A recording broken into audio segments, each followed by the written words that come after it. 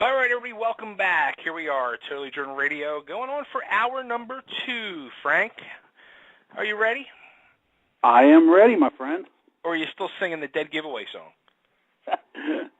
No, I'll probably be singing that later. But, man, it's a musical night, man. You know, first Philadelphia radio legend Michael Tierson, and now probably, and this is my opinion, but I think it should be a lot of other people's, one of the best national anthem singers in all of sports. Well, let's welcome that person to the show. Lauren Hart, welcome to Totally Driven Radio. Hey, guys. How are you? Good. How you doing? I took a guess and hoped it was you. It is me. It is you. So, actually, Hi. you know Michael Tierson. You actually were on his album as well. I did sing with Michael. I've known Michael a really long time, and anyone that's grown up in this area remembers Michael Tierson and that great voice that only he has. It's so unique and so him. And when he told me he was doing an album, I was like, you know, I was surprised like everybody else. But when I heard what he was doing, I was surprised again because it was really good.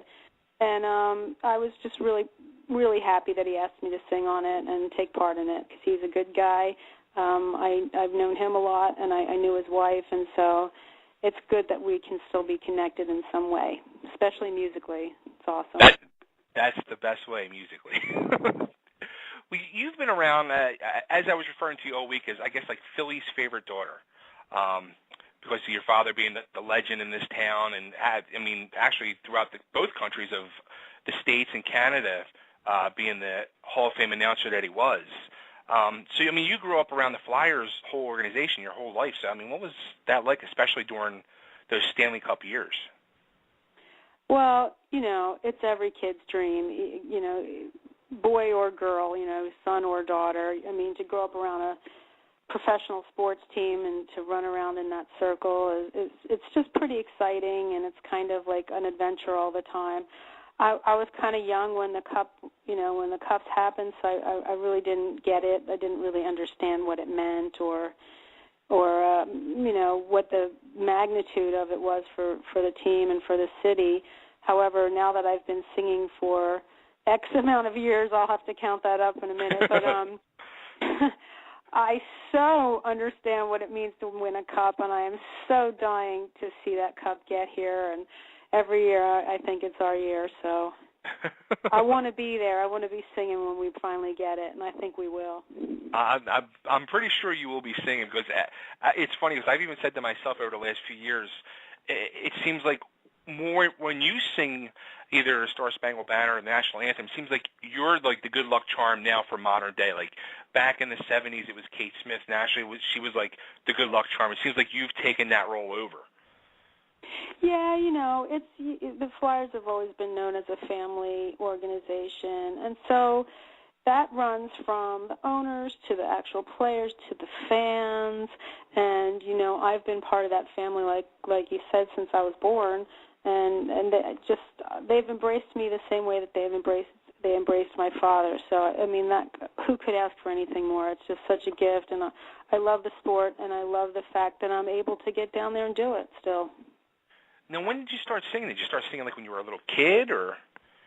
No, I always wanted to sing it, even when I was a little kid, but it wasn't until, I guess, like sometime in junior high, maybe, the first time I sang, and I did it a couple times maybe in high school, and really not much more than that. It was just a handful of times, although when they opened the new building, whatever it's called now, the West Point, I call it different before I get it right, but when they first opened that building, I was there for the opening with my dad, and that's when I kind of really got into being more of a regular part of it. And so by the time my dad had passed away in like 1999, after he did, I committed that year that I was going to be there every game, and pretty much since then, so that's what, like, this is, 12, 13 seasons if we don't count the strike, and the half strike this year. Yeah, but it's been a dozen years, so it goes, I would have never said that when I started I would be doing it this long, but it really is contagious, infectious, and like I said, the fans, it's just beyond. The fans are so great, and they're so good to me, and it just means so much on so many different levels, and they've been there for me in like really hard times, and they've celebrated with me in really great times, and so it's so much a part of my life and my family's life. Yeah, it seems like even with like the Flyers fans, and I'll even say this with the Eagles as well, I don't think this goes too much with the Phillies or the Sixers, but I think both of those organizations, like their fans, like you're saying, especially with the Flyers organization itself, it's like a family. Like once you become into that organization, it's like you're a lifetime member of that family. And it seems like even the fans, it's almost the same with the fans as well. Like the fans become part of that family as well. It's true, it is, and the thing is with fans, our fans in town, they're not easy, and they were not going to accept me just because I was my dad's daughter, that's for sure.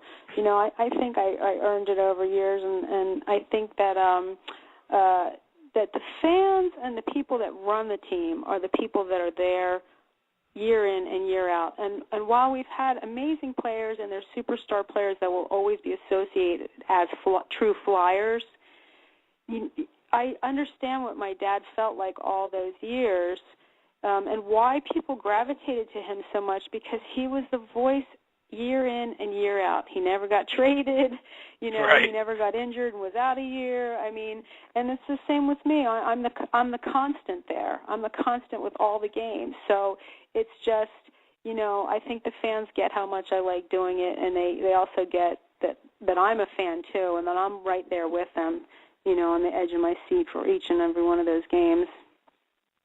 Now, what was it like the first time you sang a national anthem before one of the games? Horrifying. Just horrifying. I mean, honestly, it was, it was when Wayne Gretzky was still playing. God, I don't know what year that was, but that was the earliest I remember, and that could have been in the, late 80s maybe. And let's see, I was in the tunnelway of the old building, and there I was standing, and here comes, like, Wayne Gretzky, and I'm like, are you kidding me? Really? So you got to share the ice with the great one. And not to mention that my dad's there calling it live on TV, and he's going to have to talk about me and how I do, and there's, like, the greatest hockey players in the world standing in front of me, and I was just horrified, But and you know what? But after I walked off the ice, it was just such an amazing feeling, and I could tell there was something special going on, and I knew that I would be back again. Wasn't sure when or never. I grew up in that building, so it just is sort of like it's a natural part of the story. It just seems like how it's all gone down, and it's a magic. It's a magic thing. Were you more nervous about that singing in front of your father or singing in front of the Philly crowd? Both, I guess. I always wanted to please my dad. I always wanted him, because he had such an amazing reputation. Obviously, he's a Hall of Famer, Flyers and NHL Hall of Famer. I mean, he's so well known and so well loved, and he was so good at what he did. And so I felt like I had to be coming out there and be so good at what I did too. And I just wanted everyone to be proud of it, pretty much. But I always knew my dad was on my side no matter what. But I didn't want to pull a one of those Christina Aguilera mess ups or Have you ever messed up at all? Great bloopers? No, thank God, no. I really haven't. And it's just, I will say a lot of people ask, do you still get nervous? And I will tell you that I totally get nervous. I mean, it's just, 20,000 people, every eye is on you. Everyone's focused. And, it's kind of like, not in our building so much, but, people do wait to see flubs and see, things like that. And, I always, my heart is pounding hard every time I walk out there. I don't walk out there even to this day, like, comfortable, like, oh, I got this. I never do. I'm always on it, and I'm always working on it and trying to make it, bump it up a level each time I do it. So, yeah, it's, if you have 20,000 people and you have a band around you, like guitars and drums and other singers, and you have a stage and lights, you forget something, you could just run around for a minute until you remember it, and you have other people that have your back. But when you're out there doing the anthem, it's like it's just you and you alone. And it's such a, it's become such an important part of sporting events, that opening. And for a lot of reasons, people are really patriotic. So you want to, you want to live up to that, and you want to just do a terrific and amazing job. But once I get out there and get on that ice and I feel everybody, because I know everyone's been behind me, and that's really great. And I can feel that, and that just gets me going, and then I'm fine. But I'll tell you that 10 or 15 minutes beforehand, I still feel that same, oh, my God, sort of feeling. I can't believe I'm going to go out and do this again. I get that feeling just doing this show for 10 to 15. It's like, oh my God, why am I doing this every week? And it's the same thing. So I can only imagine, because you're actually staring in front of 20,000 people, and especially if it's like a big playoff game or something like that, or like when you did the outside, the Winter Classic. Yeah, the Winter Classic and the Alumni Game. And, I've also done, in addition to FLYERS, I did, NFL playoffs, and that was national TV, and baseball playoffs. And I did it for the president, and I'm actually going down very shortly. I've been invited to the Pentagon to sing, of all places, for a military, very important ceremony down there. And so, it's just, you got to be on your game. But I guess after all these years, what I've determined it is, instead of fear, I'm saying it's adrenaline. And I think what it is that you have to, your senses have to be so on, and your focus. And I think that adrenaline just helps you do your job. If you were relaxed and your mind's wandering and you can think about other things, that's when you can really make mistakes. But it keeps you on your toes, that energy. So when you're going to go and do your broadcast, that's what keeps you sharp. So I think every performer and every artist will tell you that there's definitely something to it, and it's not unusual that you hear actors and singers and athletes, everybody that has to perform in front of people. It's very common to hear them say that it's very hard for them to get up in front of people and do what they do, no matter how good they are. So, well said. Well said. Now, which president did you perform for? Did you sing for? I sang for Bill Clinton. Oh, wow. I sang at his inauguration, and then I keep working my way closer and closer to the White House again. That must have been such an honor. You know what? It really was, and it just was just timing and very fortuitous at that point in my career, in my life, and it was. It's a great honor. It doesn't matter what side of the politics you fall on. The president's the president. Sure. Whoever it is, and that represents all of us. And what you do know is, and again, no matter Democrat, Republican, whatever you are, the person that holds that office is the most powerful man in the world. Maybe one day woman in the world too, but right. The most powerful man in the world, and you're standing right there, and it leaves you awestruck. It really does. Now, which do you prefer to sing more, the national anthem or the Star Spangled Banner? Well, I prefer to sing "O Canada." No, I'm just kidding. Now, when you had the first time you had to sing "O Canada," did you in your head just sing the first part of "O Canada" and just go la la la la la la la la? I think I heard it so. By the time I actually got out there and did sing it, I had heard that song so many stinking times that I well knew what it was. And it's actually, honestly, it's not our country, but it's a great song to sing. And that one's just, of all of them, is really the nicest one to sing. I think the anthem is more just like, powerful, really powerful. And God Bless America is really great too, because it's more sing-songy, So they're all great in their own ways, And I like to sing when we're winning. So whatever song we're winning with, that's the one I want to do. Now, when you do the duet with Kate Smith, where you sing along with the video, whose idea was that? Was that your idea, or they approached you with that, or? That was conceived by the former president of the team, Ron Ryan, who was a really great supporter of mine and good friend, and he was also a great music lover, and so he had always talked about how he liked the video of Natalie Cole, and she sang with her father in this sort of split-screen video, even though her father had passed away, and he just thought that was the coolest thing, and one day he said, wouldn't it be great if we could do that with you and Kate Smith? And I said, sure, and I didn't think again of it until he called me one day and said, all right, come down early to the game, I got it. And so I thought, all right, and we ran it, I think, once or twice, and it kind of just worked. I knew exactly. It was one of those things, those little karma things, or I don't know how to put it, but it just worked. And so, it felt really right and really comfortable, and he did such a good job with putting it together. And, it's entertaining. The crowd loves it. It doesn't matter if she's,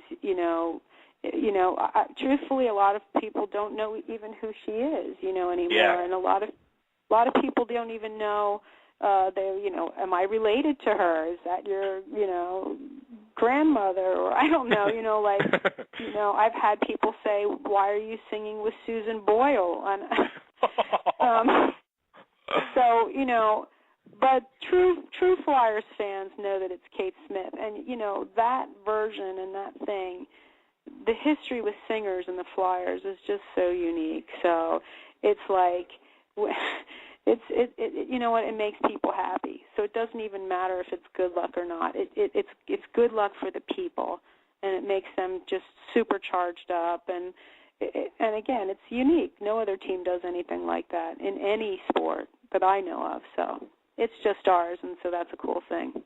Yes, it is. Now you have your own musical career going as well. You have a solo project, and you've had 4 CDs out, and you have another band too, I think I saw. Yeah, long before I sang the anthem, I've been doing bands and recording albums. I'm a songwriter. The album that I have right now out is my sixth. That's how everyone's you're up to 6 album. now. Okay. Yeah. So, and I've written for films and television shows, and right now I'm writing for a TV show on the Travel Channel called Dangerous Grounds, and it's sort of an Indiana Jones adventure-type series that my husband and I created, and he's actually the star of it, and I'm the writer for it. I'm the music writer. Oh, cool. So, yeah, so, I've always got my hands in different things. I love doing documentary films, and so, when I'm not down there on that ice, I am doing music full-time, and always just looking for something new. But I've been really lucky and played with, my band's played with a lot of great bands, and I don't tour as much because I have family here, and I don't quite do the same things that I used to. But, yeah, we played with a lot of bands like Train and 10,000 Maniacs and Sheryl Crow and just on and on and on. So it's been I've been very fortunate in that, I'm well known here. I'm well known in other areas, even though I'm not like a household name. I've been able to work all these years and to work with really great people. So I think it's just a matter of kind of like for anybody that wants to be in the business or who wants to do a podcast or be a radio person, it's just persistence. If you love what you're doing, you will always ultimately find a way to be able to do it. So and you're doing it. And so next year maybe I'll be in a Broadway musical, or I'll, start a jazz band. I don't know. But yeah, I mean, my true passion is, and my true love is, I love pop music. I love the Beatles, and I love, like really great classic songwriting, and I love rock bands. I just love rock bands. I always loved rock bands. That was my dream when I was a kid, to be, a chick rock band and play the lead guitar and be the lead singer, and all those like Pat Benatars and those kind of singers. That's what I wanted to do, totally. And so I toured with the band for a pretty long time, and it was a lot of fun for sure. And you know what? Like we're about the same age, and like when we were growing up, there was like a lot of the chick singers like Pat Benatar and all, and then it seemed like they went away. Like through a good part of like the late '80s and the '90s, they went away for the most part. And it seems like now that's what mostly music is now. It's all the girls now. The girls are coming out and singing and taking over. Right. Well, it's interesting you should say that, because when I signed my first record deal, which was like in the mid-90s, women artists were really hot then. You had Alanis Morissette and Sheryl Crow and Sarah McLachlan and just on and on and on. And you had this like Lilith Fair, where these tours which just were all women acts. And you're right. It just fell out of style. It really did. And now that it's kind of very much in style again, I think it's it's more about being I don't know how to say it. It's more about being an entertainer this time around. Whereas the first time around that I knew about, I mean, certainly it's not the only circles of history of music, but the first time I was in that loop, it was very much about being a songwriter, being very don't be a sellout, really be true to your thing. And now it's like, everybody is doing anything they can do to just get in front of an audience. And obviously, between YouTube and you can make a record in your bathroom if you wanted to, Yeah. The game has changed in such a short amount of time. So between like 2000 and 2010, it's not even the same business anymore. No. Which for me right now is great, because it's the power. I can do whatever I want to do. When I started, I needed that record deal. I needed to be signed to Columbia Records, and I needed, everybody wanted a record deal. That was it. But it's not necessarily the case anymore. People know they can do it on their own, and they're more in charge and in control of their own thing. So that in that respect, it's great. You certainly don't reach as many people as you might with a record company giving you millions of dollars in advertising, but you also don't have to sell yourself and your soul to somebody else in order to be famous, because that's not really what it's about either. So it seems like anymore too. With the whole YouTube thing, you can have like a person like Psy with his Gangnam Style. I mean, you can put a song out like that, and I mean, he didn't have no major record or nothing. It was just YouTube that like put him over the top and made him a household name. Yeah, and the list goes on and on and on of people. Our biggest. I go out to the Grammy Awards every year. I'm part of the board of the Grammys and just newly elected vice president of the Recording Academy here. So I'm out at the Grammys every year. And you look at the artists who are up on the stage, during the show, like this last year's show, and it was Kelly Clarkson and Carrie Underwood, and it was so many people that sort of made it through unusual channels like YouTube, like American Idol, like the X Factor, and all these shows. So it's not about being a musician and getting out in clubs and getting in a van and playing 8,000 times. The trajectory to having a giant audience is just so different. And I thought, wow, it just changes every year, and it changes quickly. What do you think of the whole American Idol and The Voice? What do you think of like them shows? I think it's great. I didn't like it at first. Like American Idol, I was like, oh man, American Idol. because it was, everybody was really just young, and it was sort of like, it was more about being famous than being a musician. So it's like, I think for anybody that wants to play music early on, they have to ask themselves, do I want to be famous or do I want to be a musician? Now if you're a musician, it doesn't mean you won't maybe perhaps be famous one day. But if all you want to do is be famous, then you'll just do anything to get there, So, I mean, when you're 16 years old and you're on Idol or 18 and you say, oh, my God, this has been my lifelong dream, really? I mean, yes, maybe since you were 12 or something, but these aren't kids and people that have really, learned their craft and haven't paid the dues the same way. But this is a new game, and you really don't have to. And having said that, at the Grammys, the two of the killer performances were Kelly Clarkson and Carrie Underwood, so go figure, Yeah. I mean, if you've got talent, it's going to work, And Kelly Clarkson's first winner, man, she kicks butt. She does. A super nice person, and she's super, committed, and she's super real, and, I'm glad for her. So while I thought at first American Idol was now I just look at it so differently. I think they're all great. Maybe I'll try out for The Voice. I don't know. I'm thinking about it. Well, anything else you want to put out there before we let you go? Well, just to check out my website, check out the new album. It's called Awakenings. It's an EP, and most of it is just the beginning of it is all just my songwriting, my what I'm doing musically now. One of the songs on there I actually wrote for the Flyers. It's a hockey song, although it's not called that on the CD. It's called Last One Standing, but it was actually written for the team. So hopefully this upcoming season we're going to use that as part of as part of the show down there.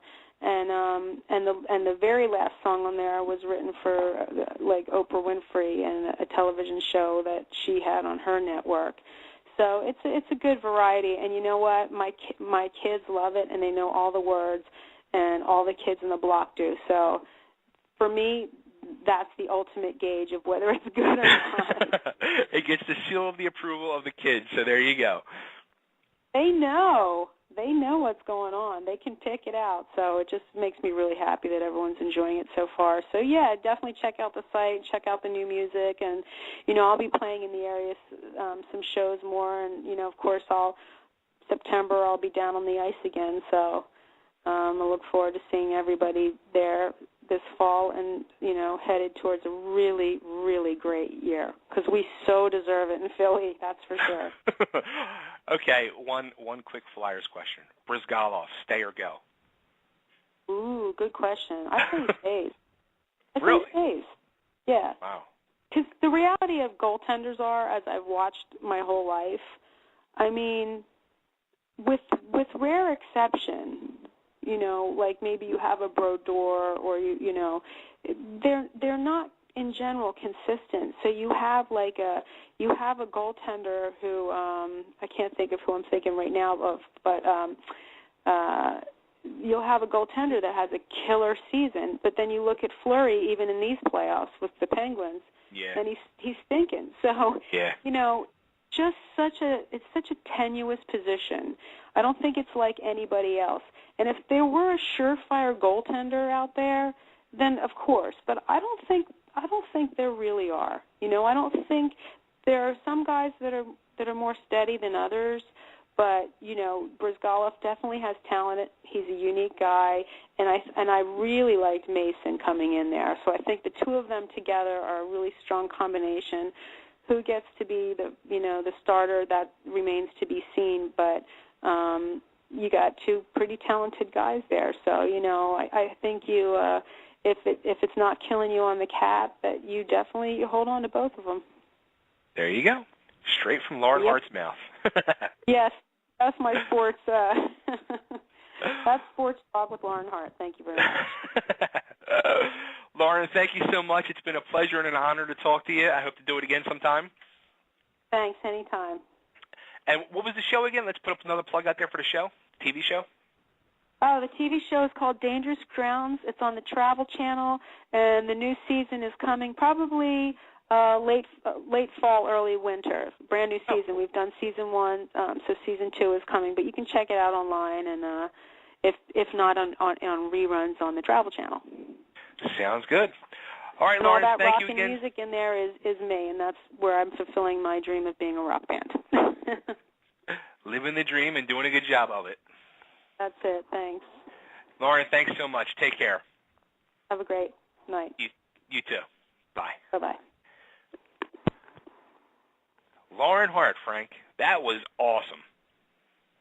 Yeah.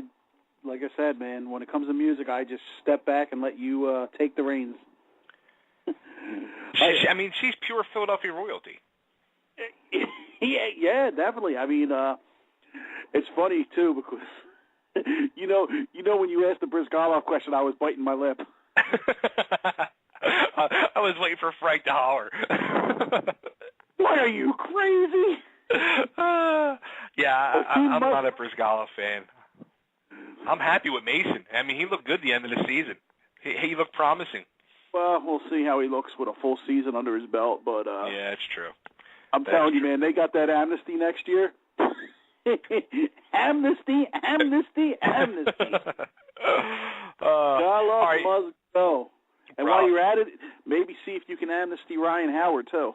Oof, that's a whole. I know he's on a whole other team, but maybe he can make some kind of deal. And yeah, right. All right. On that note, let's take